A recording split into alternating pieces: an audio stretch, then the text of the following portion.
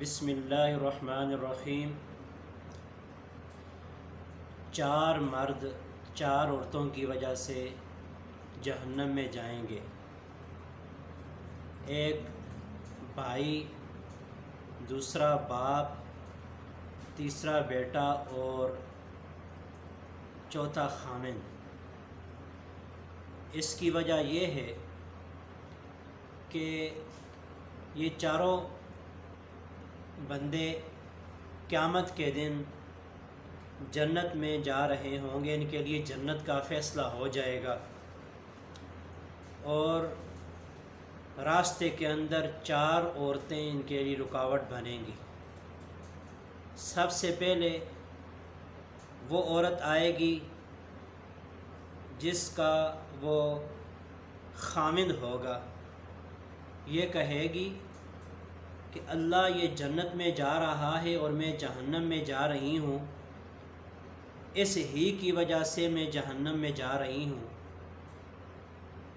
پہلے تو یہ کہ اس نے دنیا کے اندر جب یہ رہتا تھا تو ہر قسم کا زور میرے اوپر کیا کرتا تھا، اور اگر اس کا کوئی دنیا کا کام خراب ہو جاتا یا آباد نہ ہوتا تو یہ غصہ کرتا، شور ڈالتا اور میرے اوپر ہر قسم کی سختی کیا کرتا تھا۔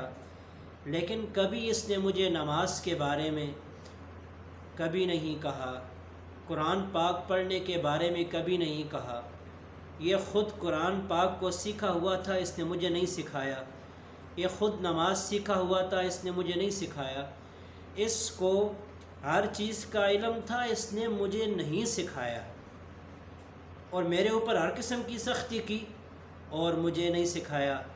لہٰذا یہ جنت میں کیسے جا سکتا ہے؟ اللہ پاک فرمائیں گے کہ اس کو جہنم لے چلو۔ تو یہ خامند اپنی بیوی کی وجہ سے جہنم میں چلا جائے گا۔ اسی طرح بیٹے کے سامنے اپنی ماں اٹھے گی، بیٹا جنت میں جا رہا ہوگا اور ماں کہے گی، راستے کے اندر رکاوٹ بنے گی، ماں کہے گی کہ بیٹا میرا دیندار تھا، اب یہ جنت میں جا رہا ہے، اور دنیا کے اندر اس دین کے معاملے میں علم تھا، پتہ تھا، نماز اس کو آتی تھی، کلمے اس کو آتے تھے، قرآن پاک اس کو آتا تھا، اور اگر گھر کا اس کا کوئی کام خراب ہوتا دنیا کا تو یہ غصہ کرتا، شور ڈالتا اور زور سے یہ کام کروایا کرتا تھا، اور دین کے معاملے میں اس نے کبھی ہمیں نہیں بتایا۔ اللہ پاک فرمائیں گے کہ یہ اس کی ماں اس بیٹے کی وجہ سے جہنم میں جا رہی ہے، اس کو بھی جہنم میں لے چلو۔ جنت کا فیصلہ ہو چکا ہوگا، اور بعد میں یہ ماں اپنے بیٹے کے لیے اور یہ بیوی اپنے خامند کے لیے رکاوٹ بنے گی۔ اس کے بعد ایک بھائی نمازی، حاجی، غازی جنت میں جا رہا ہوگا، راستے کے اندر بہن اٹھے گی اور بہن کہے گی اللہ یہ جنت میں جا رہا ہے اور میں جہنم میں جا رہی ہوں،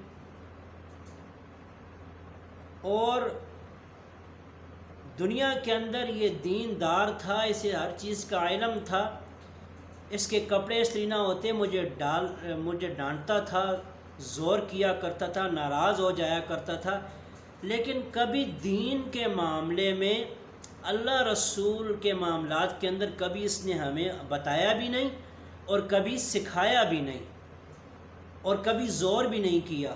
اگر یہ ہمیں سکھاتا، ہمیں دعوت دیتا اور ہمارے اوپر کام کرتا تو آج ہم بھی جنت میں جاتی۔ اس ہی کی وجہ سے میں جہنم میں جا رہی ہوں، تو یہ کیسے جنت میں جائے گا؟ اور وہ بہن اپنے بھائی کے سامنے رکاوٹ بنے گی اور وہ بھائی جہنم کے اندر چلا جائے گا اپنی بہن کے ساتھ۔ تو یہ چار مرد چار عورتوں کی وجہ سے جہنم میں جائیں گے۔ باپ، بیٹا، بھائی، یہ بندے جہنم میں جائیں گے، اور ان کے ساتھ یہ رشتے بھی جہنم میں جائیں گے۔ آج لوگ کہتے ہیں کہ بھائی باہر جا کر لوگوں کو سمجھاؤ، دین کا کام باہر لوگوں کو سکھاؤ تو سب سے پہلے دعوت کا کام اپنے گھر سے شروع کرنا چاہیے، اپنے گھر والوں کو سکھانا چاہیے۔ اگر خود پڑھے لکھے نہیں تو سیکھو۔ دنیا کے کام کیسے سیکھنے کے لیے ہم اپنا خون پسینہ لگاتے ہیں اور دین کا کام نہ خود سیکھتے ہیں، نہ اپنی اولادوں پر، نہ اپنے گھر والوں پر توجہ دیتے ہیں۔ تو یہ 4 بندے جہنم میں جائیں گے ہماری وجہ سے، ماں، بیٹی، بہن اور بیوی۔ ماں، بیٹی، بہن اور بیوی، یہ 4 عورتیں 4 آدمیوں کے سامنے جنت کے اندر داخل ہونے سے مانے ہوں گی، دیوار بن جائیں گی۔